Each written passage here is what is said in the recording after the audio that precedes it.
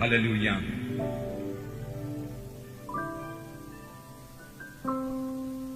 Saudaraku, topik firman Tuhan pada hari ini diambil daripada pembacaan Alkitab kita. Biarlah kita bertambah hari, bertambah giat membaca Alkitab kita sambil merenungkan firman Tuhan tersebut, karena ini akan mengobatkan seluruh hidup kita. Apalagi firman Tuhan merupakan makanan rohani kepada kita. Firman Tuhan juga menambahi iman kita. Firman Tuhan berkata, iman datang daripada mendengarkan firman Tuhan. Sekaligus firman Tuhan itu, saudaraku, menyucikan kita. Sucikanlah mereka itu dalam firman-Mu. Firman-Mu adalah kebenaran, firman Tuhan berkata. Sekaligus, saudaraku, firman Tuhan memberikan hikmat kebijaksanaan kepada kita. Isilah hati kita penuh dengan firman Tuhan. Janganlah miskin daripada firman Tuhan. Juga firman Tuhan merupakan senjata rohani kepada kita, saudaraku. Tuhan Yesus pada waktu dia melawan setan, dia berkata, ada tersurat. Setan, dia berkata, ada tersurat. Bukan hanya dari roti saja manusia hidup, tapi daripada tiap-tiap firman yang keluar dari mulut Allah. Jangan cobai Allah Tuhanmu. Ada tersurat, dia katakan. Ada tersurat, engkau hanya menyembah Allah Tuhanmu saja. Lalu setan mundur daripada Tuhan Yesus. Karena Tuhan Yesus memakai satu senjata yang sangat ampuh, yaitu firman Tuhan, yang sampai sekarang ini belum kehilangan kuasanya. Amin, saudara. Jatuh cintalah pada firman Tuhan. Amin, saudara. Isilah hati kita dengan firman Tuhan. Baca terus, bertekun terus, saudaraku. Supaya hati saudara penuh dengan firman Tuhan. Supaya apa yang dikatakan dalam Kolose pasal 3:15. Biarlah firman Tuhan diam dengan segala kekayaannya di dalam hatimu. Firman Tuhan yang diam dengan segala kekayaannya dalam hati kita akan mengubahkan hati kita, akan mengubahkan seluruh hidup kita. Bahkan menurut Amsal pasal 4 ayat 20-22, firman Tuhan yang berdiam dengan kayanya dalam kita akan membawa kesembuhan bagi kita dan membawa kehidupan baru kepada kita, kehidupan yang cinta kepada Tuhan Yesus. Biarlah semua kita jatuh cinta kepada Tuhan Yesus. Topik firman Tuhan pada hari ini yaitu supaya hati kita jangan menjauh daripada Tuhan. Pada akhir zaman ini biarlah hati kita melekat kepada Tuhan. Mazmur 91 berkata, hatinya melekat kepadaku. Adakah hati kita melekat pada Yesus, saudaraku? Kita renungkan sebentar pada pagi hari ini. Janganlah jauh hati kita ini dari Tuhan Yesus. Pada pagi hari ini, adakah kita memikirkan tentang Tuhan Yesus, saudaraku? Pada pagi hari ini, adakah kita mengingat Tuhan Yesus? Apalagi pada waktu tadi kita bangun pagi-pagi, apakah yang pertama kali kita ingat, saudaraku? Adakah kita ingat Tuhan Yesus? Kalau kita ingat Tuhan Yesus, saudaraku, tandanya hati kita melekat kepada Tuhan Yesus. Hati kita dekat dengan Tuhan Yesus. Terlebih lagi, saudara, kalau kita rindu, saudara, kita mau untuk menyenangkan hati Yesus. Saudara, tujuan hidupku hanya untuk menyenangkan Engkau, Tuhan. Tanda hati kita melekat pada Yesus, tanda kita dekat dengan Yesus, saudaraku. Bahkan sebenarnya Yesus dalam hati kita, tapi kerap kali, saudaraku, kita take it for granted saja, saudaraku. Kerap kali, saudaraku, walaupun Yesus dalam hati kita, kita tidak merasakan kehadirannya. Pikiran kita, hati kita jauh, saudaraku, daripadanya. Firman Tuhan pada hari ini, saudaraku, ngajak kita, saudaraku, untuk melihat hidup kita, melihat hati kita. Karena hati manusia itu adalah kehidupan manusia seluruhnya. Adakah dia dekat dengan Tuhan? Adakah dia takut kepada Tuhan? Atau dia sudah jauh daripada Tuhan? Kalau hati kita sudah jauh daripada Tuhan, saudaraku, Tuhan menegur kita pada hari ini. Sama seperti dia menegur orang Farisi. Jalan yang paling baik yaitu bertobat sungguh-sungguh, saudaraku. Dengan hati yang dekat kepada Tuhan, kemenangan milik saudara. Dengan hati yang dekat kepada Tuhan, perubahan ajaib berlaku bagi saudara. Dengan hati yang dekat kepada Tuhan, doa saudara didengarkan dan dijawab Tuhan. Dengan hati yang dekat kepada Tuhan, saudara kuat dalam Tuhan. Dengan hati yang dekat kepada Tuhan, saudara diurapi dan saudara boleh memenangkan jiwa-jiwa buat Tuhan. Amin, saudara. Haleluya, Tuhan memberkati. Mari kita bersama-sama membaca Markus pasal 7 ayat 1 sampai 13. Inilah pembacaan Alkitab pada hari Jumat, saudaraku, yang lalu. Matius sudah selesai, kita masuk Markus, sudah sampai Markus pasal 7 ayat 1 sampai 13. Kita akan baca, saudaraku.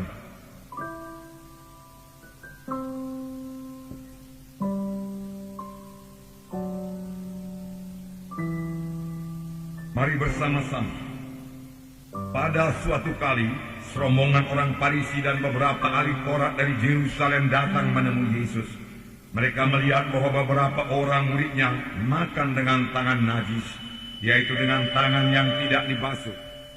Sebab orang-orang seperti orang-orang Yahudi lainnya tidak makan kalau tidak melakukan pembasuhan tangan lebih dahulu, karena mereka berpegang pada adat istiadat nenek moyang mereka. Dan kalau pulang dari pasar, mereka tidak makan kalau tidak lebih dahulu membersihkan dirinya. Banyak warisan lain lagi yang mereka pegang, umpamanya hal mencuci cawan, kendi, dan perkakas-perkakas tembaga. Karena itu orang-orang Farisi dan ahli-ahli Taurat itu bertanya kepadanya, "Mengapa murid-muridmu tidak hidup menurut adat istiadat nenek moyang kita, tetapi makan dengan tangan najis?" Jawabnya kepada mereka, "Benarlah nubuat Yesaya tentang kamu, hai orang-orang munafik. Sebab ada tertulis, bangsa ini memuliakan aku dengan bibirnya, padahal hatinya jauh daripadaku. Percuma mereka beribadah kepadaku, sedangkan ajaran yang mereka ajarkan ialah perintah manusia. Perintah Allah kamu abaikan untuk berpegang kepada adat istiadat manusia." Yesus berkata pula kepada mereka, "Sungguh pandai kamu mengesampingkan perintah Allah, supaya kamu dapat memelihara adat istiadatmu sendiri. Karena Musa telah berkata, hormatilah ayahmu dan ibumu, dan siapa yang mengutuki ayahnya atau ibunya harus mati. Tetapi kamu berkata, kalau seseorang berkata kepada bapaknya atau ibunya, apa yang ada padaku yang dapat digunakan untuk pemeliharaanmu sudah digunakan untuk korban, yaitu persembahan kepada Allah, maka kamu tidak membiarkannya lagi berbuat sesuatu pun untuk bapaknya atau ibunya. Dengan demikian firman Allah kamu nyatakan tidak berlaku demi adat istiadat yang kamu ikuti itu, dan banyak hal lain seperti itu yang kamu lakukan." Saudaraku, di sini kita melihat orang-orang Farisi, orang-orang Yahudi datang kepada Tuhan Yesus. Mereka dari luar kelihatan sangat beragama, sangat mematuhi peraturan-peraturan agama, sampai kepada peraturannya sekecil-kecilnya. Tetapi peraturan-peraturan yang mereka lakukan hanya bahagian luar saja, hanya bahagian badani saja. Misalnya hal mencuci tangan. Mencuci tangan kalau mereka mau makan, memang satu hal yang baik juga untuk kebersihan. Tetapi terutama yang mereka tegurkan kepada murid-murid Tuhan Yesus bukan soal kebersihan. Mereka merasa itu melanggar undang-undang Tuhan. Kemudian mereka mempunyai adat pembasuhan lagi. Misalnya mereka baru pulang dari pasar, dari pekan, mereka membasuh tangannya supaya suci, dia katakan. Oleh sebab itu pada waktu murid-murid makan dengan tangan yang tidak berbasuh, mereka berkata, mereka makan dengan tangan yang najis. Mereka itu najis, demikian dikatakan. Dan mereka juga punya adat pembasuhan. Pembasuhan cawan, kendi, barang-barang perkakas dari perak, dan lain sebagainya. Jadi banyak-banyak pembasuhan. Tiap-tiap hari berbasuh, tiap-tiap hari dibasuh, saudaraku. Itulah yang mereka pikir yang membawa mereka pada kesucian. Pembasuhan yang dari luar saja. Dan pada waktu mereka melihat murid-murid Tuhan Yesus makan dengan tangan yang tidak berbasuh, mereka merasa itu sangat najis. Nah, mereka berkata kepada Tuhan Yesus, "Mengapa murid-muridmu makan dengan tangan yang tidak berbasuh, dengan tangan yang najis?" Lalu Tuhan Yesus mengajar mereka. Tetapi kali ini Tuhan mengajar mereka dengan satu perkataan yang sangat keras. Tuhan Yesus memakai perkataan, "Hai kamu orang munafik," dia katakan. "Hai kamu orang yang berpura-pura," dia katakan. "Kamu tidak mengatakan apa yang dalam hatimu. Kamu hanya mementingkan bagian luar saja. Mulutmu manis kepadaku, Tuhan Yesus berkata, tetapi hatimu jauh daripadaku. Percumalah kamu beribadah kepadaku, Tuhan berkata. Yang perlu kepadaku adalah soal hati, Tuhan berkata. Bukan soal mulut, dia katakan. Dan bukan soal luaran saja. Kamu beribadah kepadaku, tapi hatimu jauh daripadaku. Percuma saja, dia katakan. Dan perintah Allah kamu abaikan untuk melakukan adat istiadatmu. Perintah Allah kamu sampingkan, dia katakan, supaya kamu membuat adat istiadatmu. Dan firman Tuhan kamu putar balikkan untuk keuntungan dirimu sendiri. Sebab kamu berkata, aku tidak perlu menolong orangku, karena uang yang kupakai untuk menolong orang tuaku sudah kuberikan untuk korban persembahan kepada Tuhan. Yang kebanyakan hanya alasannya saja, supaya dia bebas tanggung jawab untuk menjaga orang tuanya. Padahal firman Tuhan dalam hukum 10 dikatakan, hormatilah ayahmu, hormatilah ibumu. Dengan demikian kamu mengabaikan firman Tuhan untuk kepentingan dirimu sendiri. Tuhan Yesus berkata. Jadi pada hari ini, saudaraku, kita melihat soal hati. Adakah hati kita ini dekat kepada Tuhan? Adakah hati kita patuh kepada Tuhan? Saudaraku, tidak cukup hanya mendengar saja. Kita ke gereja bukan hanya untuk mendengar firman Tuhan saja. Kita ke gereja untuk mendengar firman Tuhan dan untuk melakukan firman Tuhan, untuk mempraktekkan firman Tuhan di dalam hidup kita, saudaraku. Dan itu hanya bisa dilaksanakan kalau kita memperhatikan firman Tuhan tersebut, saudara, dan kita menyangkal diri untuk melaksanakan firman Tuhan tersebut. Menyangkal kehendak daging kita ini supaya kita bisa melakukan firman Tuhan. Tanda hati kita dekat kepada Tuhan, saudaraku, adalah kita takut akan Tuhan. Takut akan Tuhan, kita mematuhi Tuhan. Saudaraku, terlebih pada akhir zaman ini, tanpa hati yang melekat kepada Tuhan, kita tidak akan menang dalam mengikut Tuhan. Pada akhir zaman ini, tanpa hati yang dekat dengan Tuhan, hanya dengan hati yang jauh daripada Tuhan, hati yang penuh dengan segala perkara pada dunia ini, persoalan dunia ini, tidak akan bisa bertahan, saudaraku, melawan segala godaan setan dan godaan daya tarik materialistis dunia ini, saudaraku. Tetapi kalau hati kita dekat kepada Tuhan, Yesus yang terindah kepada kita, Yesus yang termulia kepada kita, dan jatuh cinta kepada Tuhan Yesus, itulah yang membawa kita untuk tetap bersekutu dengan Tuhan Yesus dan menang mengikut Yesus di tengah-tengah segala gelombang dunia ini. Tidak bisa menghanyutkan kita. Amin, saudara. Jadi dekat dengan Yesus, saudaraku. Dekat dengan Yesus. Minggu yang lalu kita mendengarkan firman Tuhan mengenai Nuh. Firman Tuhan berkata pada waktu itu dunia ini penuh dengan kejahatan. Kecenderungan hatinya jahat semata-mata. Mereka berpikir perkara yang jahat. Mereka mau melakukan perkara yang jahat. Bahkan mereka mengucapkan perkataan yang jahat. 100 tahun lamanya mereka mengejek Nuh. Tapi firman Tuhan juga berkata, adapun Nuh itu seorang yang benar dan suci. Haleluya. Saudaraku, Tuhan, saudaraku, mau sidangnya benar dan suci pada akhir zaman ini.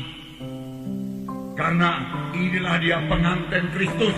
Kitalah pengantin Kristus pada akhir zaman ini. Mana firman Tuhan berkata tidak bercacat, tidak berkerut. Berarti kita perlu dibentuk terus, saudaraku. Sehingga tidak bercacat, tidak berkerut dan layak menjadi pengantin Kristus. Dan satu perkara lagi pada akhir zaman, sama seperti pada zaman Nuh, dia katakan, manusia ini akan terbagi dua. Yang jahat akan bertambah jahat, tapi yang suci akan bertambah-tambah suci. Pilih bagian yang suci, saudaraku. Firman Tuhan berkata mengenai Nuh, adapun Nuh itu seorang benar dan suci, dan dia hidup bergaul dengan Tuhan. Alangkah indahnya ini. Bisakah sekarang ini kita hidup bergaul dengan Tuhan? Bisakah sekarang ini kita hidup berkata-kata dengan Tuhan, saudaraku? Saya katakan kepada saudara, itulah dia kekuatan kita. Saya katakan kepada saudara, untuk itulah kita diselamatkan Tuhan. Bukan untuk sekedar menerima berkat kesembuhan daripada Tuhan. Bukan untuk supaya sekedar saudaraku diberkati Tuhan dalam bidang materi. Bukan supaya sekedar kebaktian minggu. Tetapi supaya kita memiliki persekutuan yang indah dengan Tuhan. Doa saudaraku yang bersekutu dengan Tuhan. Mana firman Tuhan berkata, berdoalah kamu senantiasa. Firman Tuhan berkata, dan kita memiliki persekutuan, kita mendengar suara Tuhan, dan kita berkata-kata dengan Tuhan. Entahkah itu dalam hati kita, saudaraku, entahkah kita ucapkan, tapi kita merasakan kehadiran Tuhan dalam hidup kita, dan kita bisa berkata-kata dengan Dia, dan kita memiliki sukacita bersama-sama dengan Yesus. Inilah hidup anak Tuhan pada akhir zaman, sama sebagaimana hidup Nuh, saudaraku. Hidup Nuh bergaul dengan Tuhan. Amin, saudara. Itu hati yang dekat, saudaraku, kepada Tuhan.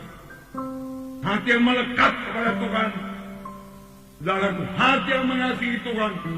Bagaimana kalau seorang dalam dunia ini saling mengasihi satu sama lain? Dia suka dekat satu sama lain. Bagaimana kalau dalam dunia ini, saudaraku, orang saling mengasihi satu sama lain, saudaraku? Dia suka berkata-kata satu sama lain. Demikian kalau kita cinta kepada Tuhan Yesus, kita suka berkata-kata kepada Tuhan Yesus. Walau mata kita tidak melihat Dia, kita ingat Dia selalu. Adakah kita mengingat Yesus selalu, saudaraku? Atau barang yang lainkah yang kita ingat, saudara? Adakah kita ingat Yesus selalu, saudara? Adakah kita berkata-kata dengan Dia, saudara? Adakah kita fellowship dengan Dia, saudara? Adakah tujuan hati kita menyenangkan hati Yesus, saudara? Saudara, itulah hati yang dekat kepada Tuhan Yesus. Dan kita akan mendengar suara Tuhan. Dan kalau kita sudah mendengar suara Tuhan, sama sebagaimana Nuh mendengar suara Tuhan, apakah yang diperbuat oleh Nuh? Nuh melakukan segala sesuatu yang diperintahkan Tuhan, tepat seperti yang diperintahkan Tuhan kepadanya. Tidak menyimpang ke kiri, tidak menyimpang ke kanan. Tepat. Tuhan berkata, bangun bahtera 300 meter panjangnya. Dia katakan 50 meter lebar, 30 meter tingginya. Dan Nuh berbuat tepat seperti yang diperintahkan Tuhan. Walaupun perintah Tuhan itu bukan satu pekerjaan yang mudah. Membangun bahtera 300 meter teraku sampai sekarang merupakan pekerjaan yang sukar, saudara. Itu lebih besar daripada gedung yang besar, saudara. Karena akan memuat segala binatang-binatang dan segala yang hidup dalam dunia ini. Tapi Nuh mengerjakannya dengan tekun. Perhatikanlah ini, saudaraku. Nuh patuh kepada Tuhan. Karena Nuh percaya kepada Tuhan. Kalau kita betul-betul mau selamat, saudaraku, saudara kita percaya dan patuh, maka kita akan mengalami berkat Tuhan. Dan dibutuhkan ketekunan juga, saudaraku, dalam mengikut Tuhan. Amin, saudara. Ketekunan, saudara, ketekunan. Sama sebagaimana Nuh tekun dan hadapi semua oposisi-oposisi yang mau menarik Nuh, saudara, keluar dari jalan Tuhan. Tapi Nuh, saudara, bisa mengalahkan mereka semua. Demikian hidup pada akhir zaman ini, saudaraku. Jangan ada, saudaraku, yang menarik saudara keluar daripada jalan Tuhan. Yang menarik saudara keluar daripada persekutuan dengan Tuhan. Yang membuat saudara jauh daripada Tuhan. Banyak perkara dunia ini bisa membuat kita jauh daripada Tuhan. Perkara dosa, perkara duniawi. Segala sesuatu dari TV ini, saudaraku, bisa menundukkan hati kita dan pikiran kita. Sehingga kita tidak memikirkan tentang Tuhan Yesus, saudara. Semua itu membuat kita jauh daripada Tuhan. Mari isi hati kita dengan firman Tuhan. Amin, saudara. Firman Tuhan menekankan sekali lagi dalam Yehezkiel 33 ayat 31 sampai 32. Yehezkiel 33 ayat 31 sampai 32. Dan mereka datang kepadamu seperti rakyat berkerumun di hadapanmu sebagai umatku. Mereka mendengar apa yang kau ucapkan, tetapi mereka tidak melakukannya. Mulutnya penuh dengan kata-kata cinta kasih, tetapi hati mereka mengejar keuntungan yang haram. Sungguh engkau bagi mereka seperti seorang yang melakukan syair cinta kasih dengan suara yang merdu. dan yang pandai main kecapi. Mereka mendengar apa yang kau ucapkan, tetapi mereka sama sekali tidak melakukannya. Saya kasihan pada Nabi Yehezkiel, saudaraku. Apa yang jadi pada Nabi Yehezkiel ini, saudara lihat di sini, dia datang kepada rakyat, dan rakyat berkerumun mendengarkan apa yang dikatakannya. Nah, mereka mendengarkan apa yang kau ucapkan dikatakan, tetapi mereka tidak melakukannya. Mereka mendengarkan, mereka mengiyakan dikatakan, mulutnya penuh dengan kata-kata cinta kasih, tapi hati mereka tidak di situ. Hati mereka mengejar keuntungan yang haram. Pikiran mereka mengenai bisnis mereka di luar. Pikiran mereka mengenai barang-barang materi di luar sana. Lalu Yehezkiel naik terus.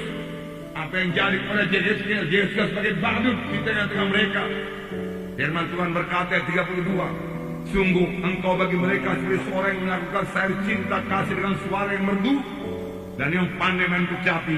Mereka mendengar apa yang kau ucapkan, tetapi mereka sama sekali tidak melakukannya. Inilah roh akhir zaman, saudaraku. Mereka mau, saudaraku, mendengarkan firman Tuhan sebagai penghiburan di gereja, saudara. Dan mereka sama sekali tidak mau menyangkal dirinya untuk melaksanakan firman Tuhan. Betapa menyedihkan. Nabi Yehezkiel berkhotbah. Oh, mereka menerima perkataan yang manis. Mereka sukakan perkataan yang manis. Akan dikatakan di sini engkau kepada mereka sebagai orang yang menyanyikan lagu cinta kasih, dan mereka senang, mereka tertawa, tetapi mereka tidak mau melakukan apa yang kau katakan. Firman Tuhan berkata, saudaraku, banyak sekarang ini saudaraku datang ke gereja, saudaraku, untuk mencari hiburan, saudaraku. Ke gereja bukan untuk mencari hiburan, saudaraku. Memang kita bersuka cita di gereja, tidak bisa dibantah. Karena Roh Kudus hadir di tengah-tengah kita. Kita bersekutu dengan Tuhan, dan Roh Kudus menguatkan kita untuk melaksanakan firman Tuhan. Firman Tuhan juga berkata, hendaklah kamu jadi pelaku-pelaku firman Tuhan, bukan hanya pendengar saja. Mari lakukan firman Tuhan, maka saudara akan menerima berkat Tuhan sepenuhnya kepada saudara. Belakangan ini, saudaraku, kita mendengarkan firman Tuhan mengenai perkunjungan, di mana jiwa-jiwa perlu dikunjungi, di mana jiwa-jiwa perlu dibawa kepada Tuhan, karena banyak jiwa-jiwa terhilang. Ada jiwa yang mundur, ada jiwa yang perlu dimuridkan. Mereka belum training, saudaraku. Dan bahkan mereka tidak mengerti apa itu training. Mereka memerlukan bimbingan. Saudaraku, dengan suara Roh Kudus waktu saudara berdoa, apalagi pada waktu KKS sudah dibicarakan pada saudara untuk mengunjungi jiwa-jiwa tersebut. Saudara mengunjungi jiwa-jiwa perlu tindakan. Tidak cukup dengan doa saja, saudaraku. Kita harus memberikan waktu kita untuk mereka, saudara. Paulus berkata kepada orang Tesalonika, apa yang dikatakan? Kami sangat cinta kepadamu. Oleh sebab itu kami bukan saja rela membagikan Injil Allah kepadamu, tapi kami juga rela membagi hidup kami dengan engkau. Kami sharing hidup kami dengan engkau. Kami bagikan bagian dari hidup kami kepadamu, karena engkau sangat kami kasihi. Hati yang dekat dengan Tuhan, hati yang mengasihi Tuhan. Hati yang mengasihi Tuhanlah hati yang mengasihi jiwa-jiwa. Amin, saudara. Mengasihi tidak cukup hanya dengan perkataan saja. Mengasihi harus dengan perbuatan. Firman Tuhan berkata, sama sebagaimana iman tanpa perbuatan juga kosong, demikian kasih juga dengan perbuatan. Lihatlah jiwa-jiwa. Saudara, rasakanlah bagaimana indahnya memenangkan jiwa-jiwa buat Tuhan. Sedangkan malaikat ribuan bersorak-sorai. Lihatlah perumpamaan Tuhan Yesus mengenai seorang gembala yang kehilangan seekor domba. Dia mencari domba itu sampai dapat. Ketika dia dapat domba itu, dia pangku domba itu. Dia bersuka cita karena domba yang hilang telah kembali. Demikian kalau sedang memenangkan jiwa-jiwa terakhir. Karena boleh kesukaan daripada Tuhan. Dan dengan kesukaan daripada Tuhan, hidup rohani telah bertumbuh. Hidup rohani telah berbuah. Bukankah Tuhan menghendaki kita bertumbuh? Amin, saudara. Amin, saudaraku. Tuhan menghendaki kita berbuah. Amin. Bahkan firman Tuhan berkata, pohon yang tidak berbuah ditebang. Bukankah anugerah Tuhan sudah limpah kepada kita? Betul, saudaraku. Bukankah Tuhan telah memberkati kita dan menolong kita? Amin. Masih banyak yang lain yang perlu ditolong. Mari bergerak. Maukah saudara bergerak, saudaraku? Maukah saudara bergerak, saudaraku? Haleluya. Haleluya. Nah, puji Tuhan, saudaraku, puji Tuhan. Nah, saudara yang kekasih, kita bergerak dengan hati yang kasih.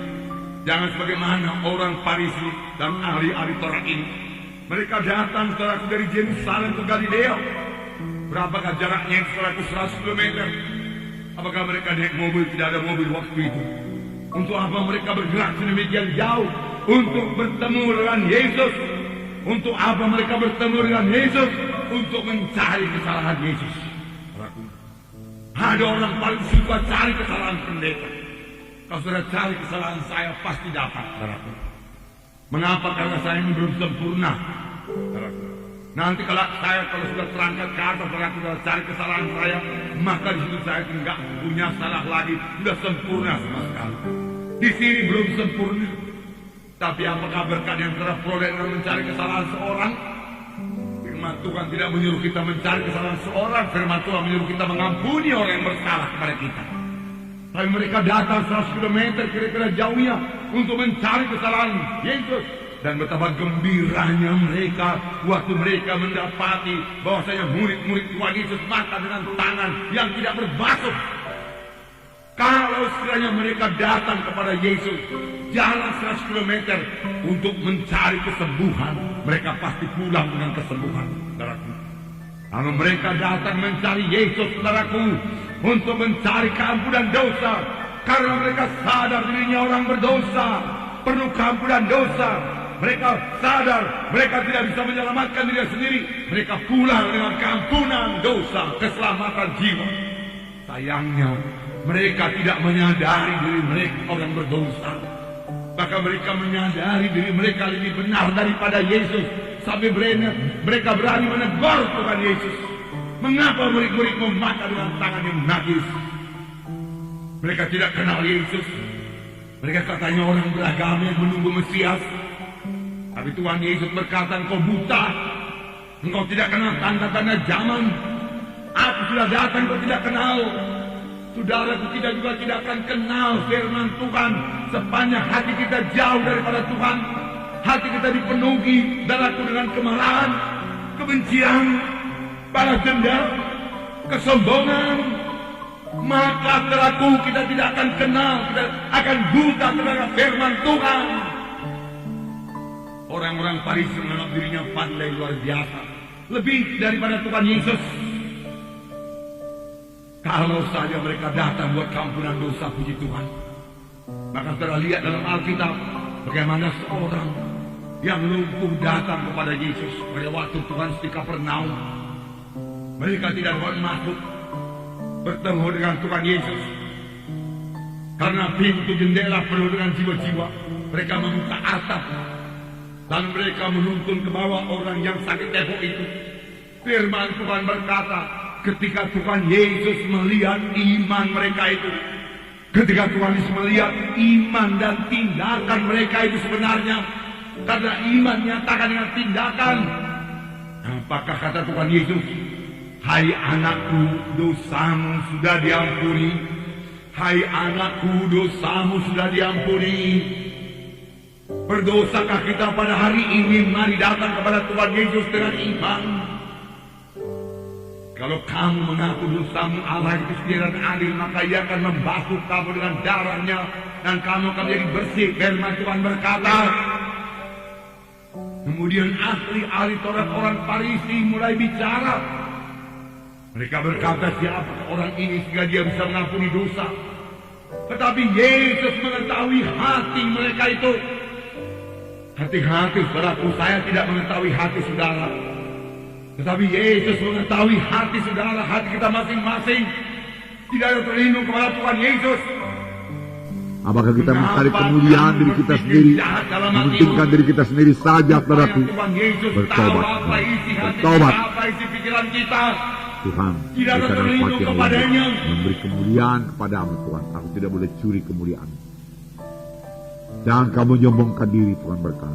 Pandai saudara menyanyi, punya talenta, beri kemuliaan bagi Tuhan. Amin, saudaraku. Nah, saudaraku,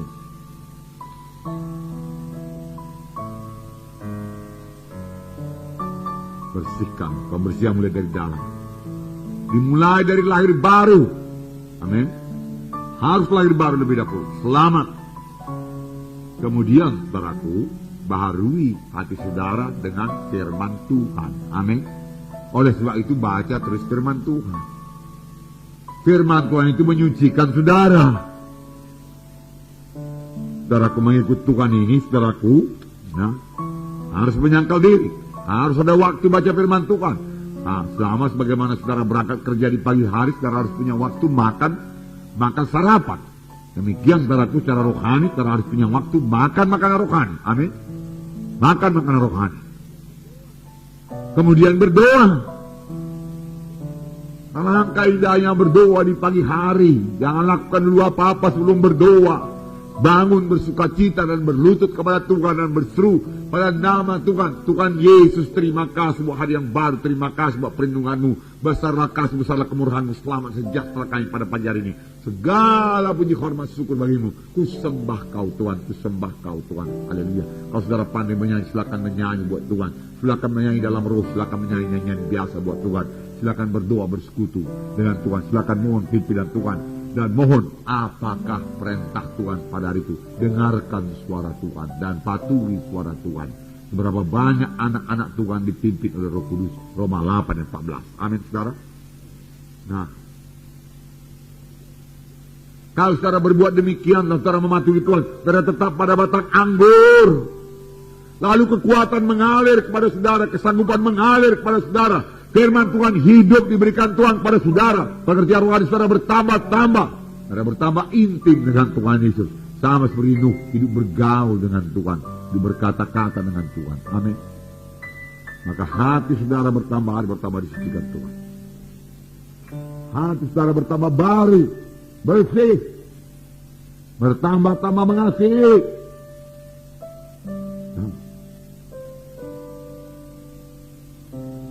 Hidupku ini bukannya aku lagi, tapi Yesus hidup dalamku. Amin. Kamulah terang dunia ini. Adakah kita menjadi terang dunia ini, saudaraku? Ya. Hidup kita lain daripada orang dunia ini. Dan orang dunia tahu hidup kita sudah berubah. Orang dunia mesti melihat hidup kita sudah berubah. Kita harus menjadi terang pada akhir zaman ini, saudaraku. Nah, inilah yang bertahan terhadap gelombang pada akhir zaman ini. Tekanan-tekanan pada akhir zaman ini. Penderitaan pada akhir zaman ini. Yaitu orang yang tetap dalam Yesus. Bersekutu dengan Yesus. Dalam doa yang tetap bersekutu dengan Yesus. Dalam firman Tuhan. Dalam pelayanan. Tidak boleh cukup hanya berdoa. Baca firman Tuhan saja mementingkan diri sendiri. Tidak pernah memperhatikan orang lain keluar. Tidak pernah menginjili, memuridkan. Tidak bisa juga, saudara harus memberi buah. Amin. Itu kan membuat saudara sibuk, saudaraku. Kerja buat Tuhan. Membuat peristiwa saudara bertambah indah. Dan bersyukur kepada Tuhan. Dan berkata-kata kepada Tuhan.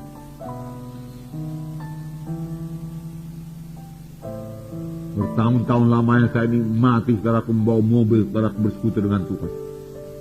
Pulang-pulang kebaktian jauh tengah malam, saudaraku. Saya berkata-kata dengan Tuhan. Nah, kebanyakan sudah tidur, saya bisa bersekutu dengan Tuhan. Air mata saya kerap kali bercucuran karena saya rasakan kasih Tuhan. Saya sampai di rumah segar karena saya bersekutu dengan Tuhan. Panjang jalan berkata-kata. Bahkan pada waktu saya belum begitu mengerti pun berkata-kata, tapi saya rasakan hal dari Tuhan. Simpel. Kalau saudara mau, bisa juga pikiran ini dibawa melayang-layang ke sana, melayang-layang kemari, segala macam disorongkan setan. Tapi saya tidak mau. Nah, saya bisa tidur nyenyak. Pagi-pagi bangun dan berdoa. Bangun dan berdoa.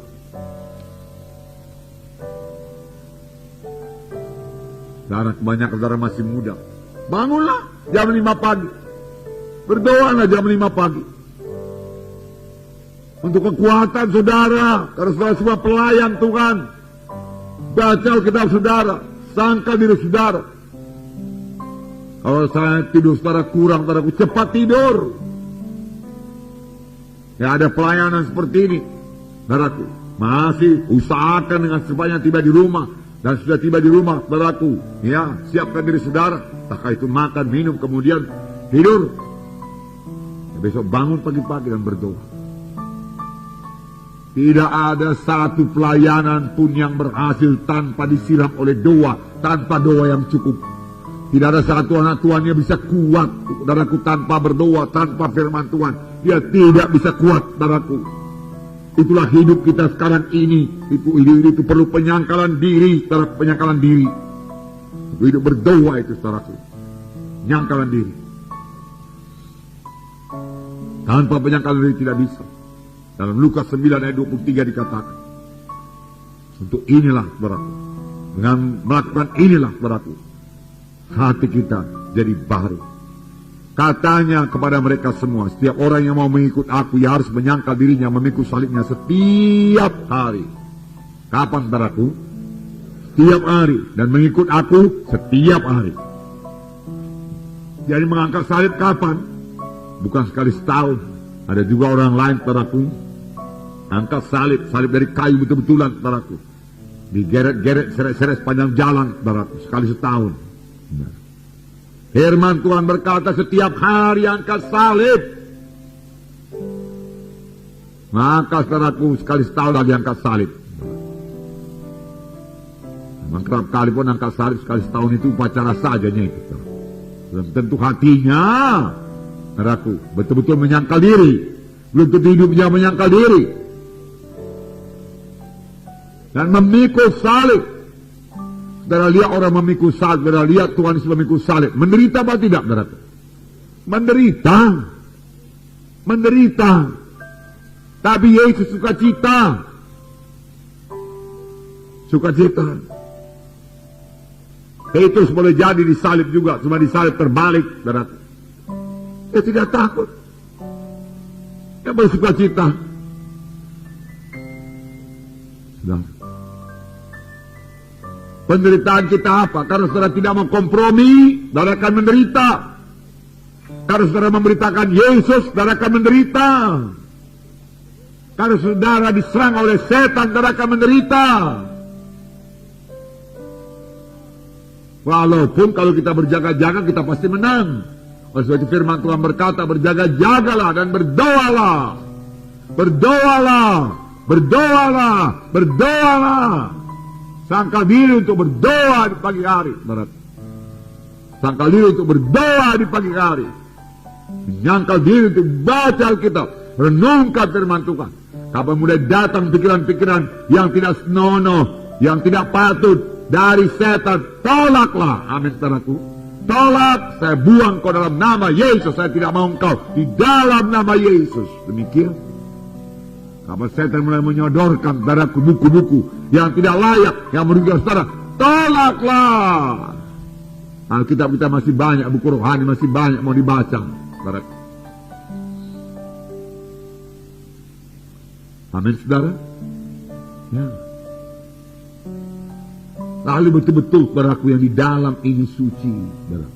Hati yang dikuduskan dan hati kita dekat dengan Yesus, bersatu dengan Yesus. Yesus dalam hati kita, amin, saudaraku. Tidak sampai seperti yang dikatakan Tuhan kepada orang Farisi, hatinya jauh daripada aku. Tapi biarlah Tuhan Yesus berkata, aku berada dalam hatinya. Yesus, saudara, berkata, aku hadir anakku, Tuhan berkata. Di manakah engkau, Tuhan Yesus? Aku ada dalam hatimu, anakku. Alangkah indahnya. Aku ada dalam engkau, anakku. Engkau tidak perlu takut, anakku. Aku beserta dengan engkau, anakku. Dia berkata, yang paling indah. Nah, 1 Petrus 2 ayat 20-21. 1 Petrus 2, adakah penderitaan? Ada.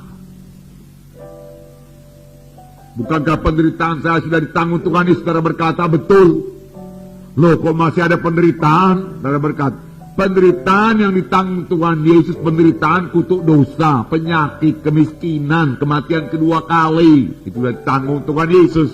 Karena Tuhan Yesus telah menjadi substitusi kita untuk itu, ganti kita untuk itu. Amin. Tapi ada penderitaan lain lagi, dengar. 1 Petrus 2:20. Sebab dapatkah disebut pujian jika kamu menderita pukulan karena kamu berbuat dosa? Bukan karena itu, bukan karena dosa. Tetapi jika kamu berbuat baik dan karena itu kamu menderita, maka itulah kasih karunia Allah. Sebab untuk itulah kita dipanggil, karena Kristus pun telah menderita untuk kamu dan telah meninggalkan teladan bagimu, supaya kamu mengikuti jejaknya. Ia tidak berbuat dosa dan tipu daya tidak ada dalam mulutnya. Tetapi kemudian dia disalib untuk mengangkat dosa manusia ini. Karena saudara hidup benar, ya, saudara menderita. Sama sebagaimana Lut hidup benar, dia menderita daerah Sodom karena sekelilingnya dosa. Dan dia disingkirkan karena dia tidak mau ikut dosa. Demikian saudara boleh disingkirkan, diberhentikan dari pekerjaan karena saudara tidak mau kompromi. Itu macam penderitaan. Orang tidak mau berkawan kepada saudara karena saudara tidak mau kompromi. Puji Tuhan, masih banyak anak Tuhan begini banyak, saudaraku. Di mana saudara boleh membina persahabatan kasih yang suci, saudaraku. Ya, biar semua kita sesama anggota tubuh kita dan mengasihi dengan kasih yang suci, saudaraku.